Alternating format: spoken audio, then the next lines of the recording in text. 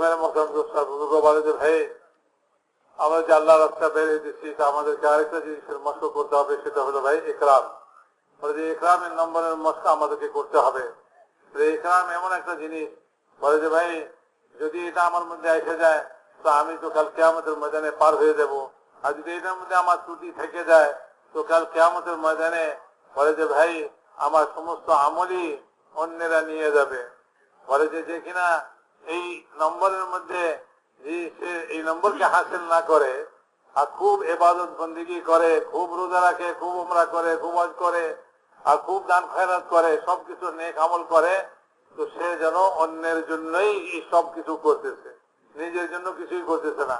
কারণ হাদিসের মধ্যে আসছে কাল কিয়ামতের ময়দানে এক আবেদকে আনা হবে যে যার কাছে এরকম সব রকমের ইবাদত মজুদ আছে, কিন্তু যখন বলে যে তাকে আল্লাহর সামনে হাজির করা হবে তো অনেক লোক দাবিদাররা খাড়া হবে।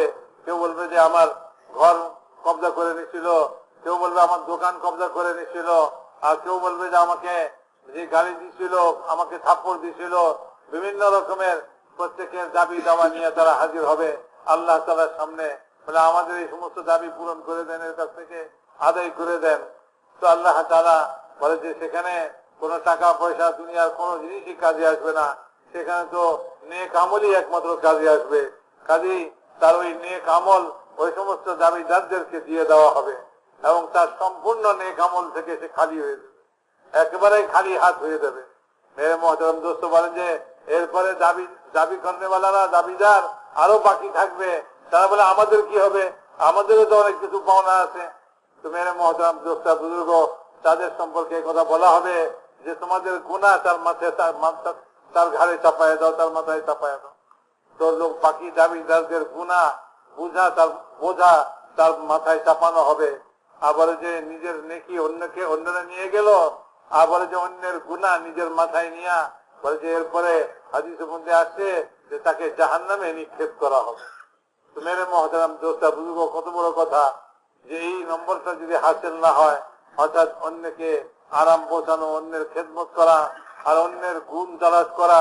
উনি বলেন যে ভাই এই জমাতে চলতেছি এই জন্যই যে আমি এই গুণকে হাসিল করি। এটার জন্য বলেন যে হুজুর আকরাম সাল্লাল্লাহু আলাইহি ওয়াসাল্লাম হুজুর আকরাম সাল্লাল্লাহু আলাইহি ওয়াসাল্লাম আকরাম রাদিয়াল্লাহু তাআলা এই কথা বলছেন যে তুমি যখন জমাতে বের হও, আল্লাহর রাস্তায় বের হও, অপরিচিত লোকদের সঙ্গে বের হও, নতুন লোকদের সঙ্গে বের হও, খাতিরের লোক, নিজের পরিচিত লোক, এরকম লোকের সঙ্গে নয়। বলে চিনি না, জানি না, শুনি না, এরকম লোকের সঙ্গে তুমি বের হও, তাতে তোমার আখলাক সুন্দর হয়ে যাবে, তোমার আখলাক সুন্দর হয়ে যাবে। কারণ এই অপরিচিত লোকের খেদমত করবে, তাদের ইকরাম করবে, তাদের সুবিধা, তাদেরকে আরাম পৌঁছাবে। তো বলে যে এতে তোমার আখলাক সুন্দর হয়ে যাবে এবং তোমার ভিতরে ইকরামের সিফত পয়দা হবে। এই জন্য বলেন যে আমরা যে আল্লাহ রাস্তায় বের হই তো আমরা এরকম না করি যে ভাই খাতিরে লোকের সঙ্গে জমাত বানাইলাম। বলে না, আমি তো অপরিচিত লোকদের সঙ্গে জমাতে যাই যাতে আমার ভিতরে ওই ইকরামের সিফত পয়দা হয়ে যায়, আমার ভিতরে ওই আখলাক সুন্দর হয়ে যায়। অপরিচিত লোক, চিনি না, জানি না, বলে যে তার খেদমত করতেছি, তাকে আরাম পৌঁছাইতেছি, তার সুবিধা দিতেছি আর তার সব রকম জরুরতকে পুরা করতেছি। তো মেরে মহতারাম দোস্তা বুঝবো এই জন্য বলে যে আল্লাহ রাস্তায় যখন আমরা অপরিচিতদের সঙ্গে বের হব তখন আমাদের ভিতরে এই ইকরামের মস্ক হবে, খুব ভালো করে মস্ক হবে, তখন ইকরামের মস্ক করা যাবে। নিজের লোকদের সঙ্গে, নিজের পরিচিত আর নিজের এরকম ভাবে খাতিরের লোকদের সঙ্গে যখন যাব তো তখন এই জিনিস আর হবে না। আর মেরে মহতারাম দোস্তা বুজুর্গ কোন তমকা, কোন শ্রেণী এরকম আমাদের এই মেহনতের মধ্যে নাই। আসলে বলা হলো ভাই সব তমকা খতম করে দিয়া উম্মত বনো, উম্মত। রাসূলুল্লাহ সাল্লাল্লাহু আলাইহি ওয়াসাল্লামের জামানায় হুজুর সাল্লাল্লাহু আলাইহি ওয়াসাল্লাম তো উম্মত বানাইছিলেন, কোন শ্রেণী বানান নাই। বলে যে তমকা শ্রেণী এত বিভক্তি সৃষ্টি করে, বলে যে উম্মতের মধ্যে ফাটল সৃষ্টি করবে, উম্মতকে বিভক্ত করে দিবে। হুজুর আকরাম সাল্লাল্লাহু আলাইহি ওয়াসাল্লামের জামানায় বলে যে সব শ্রেণীর লোক, সব তবকার লোক সবাই এসে জুড়ে গেছিল, সবাই মিলে এক উম্মত তৈরি হয়েছিল। এই জন্য মেরে মহতারাম দোস্ত বুজুর্গ যখন সবাই মিলে একত্র হবে তখন হবে উম্মত। বলে কালোর সঙ্গে, বলে যে সাদার সঙ্গে, আর এরকম ব্যবসায়ীদের সঙ্গে। বলে না, এ তো বিভক্ত হয়ে গেল। বলে যে না, সব এক হয়ে যাও, এক উম্মত তৈরি হও। রাসূলুল্লাহ সাল্লাল্লাহু আলাইহি ওয়াসাল্লাম তো এক উম্মত বানাইছিলেন, সব শ্রেণীর লোককে একত্র করে ফেলছিলেন। কালো সাদা ব্যবসায়ী সব প্রকারের লোক বলে যে সব এক হয়ে গেছে।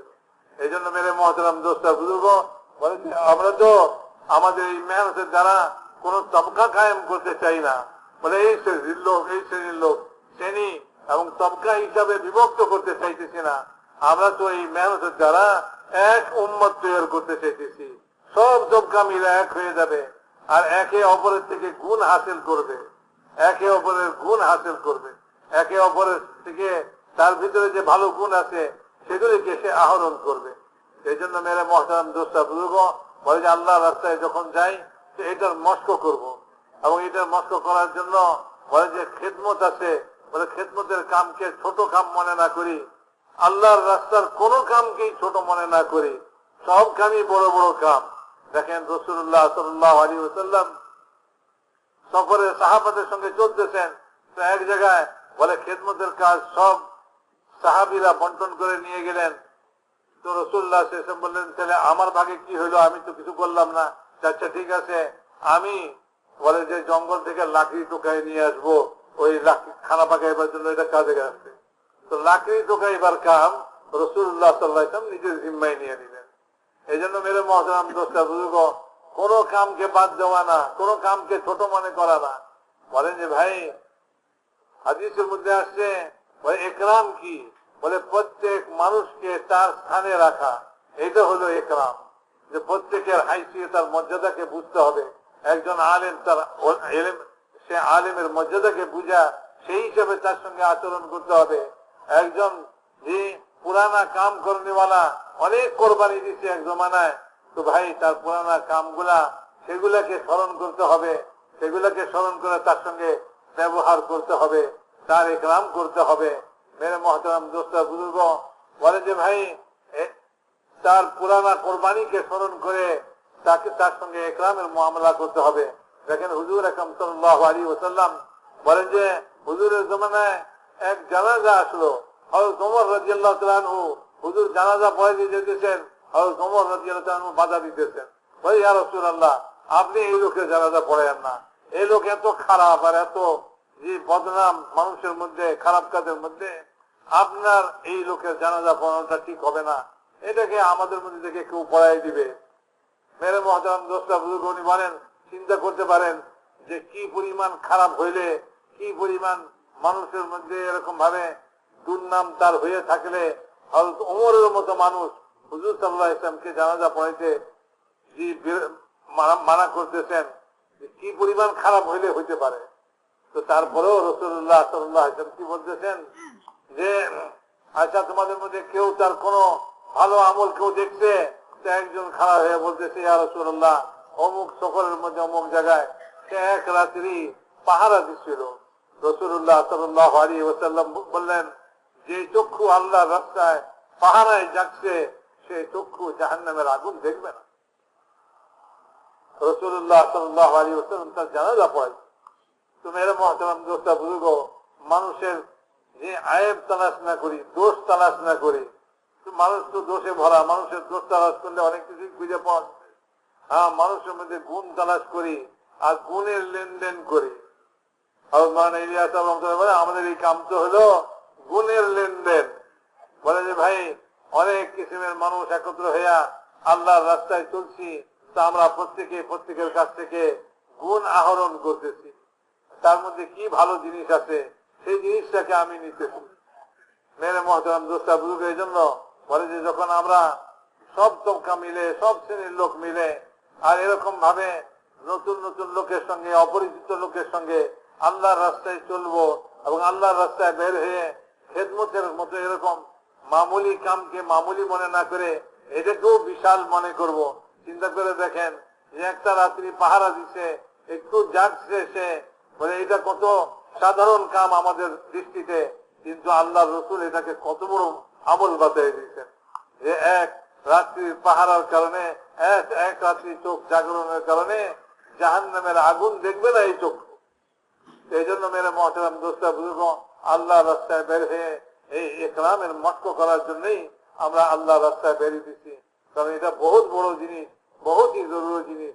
তা না হলে আমার জীবনের সমস্ত নেক আমল আমি যেন নিজের জন্য করতেছি না, আমি তো অন্যের জন্য করতেছি।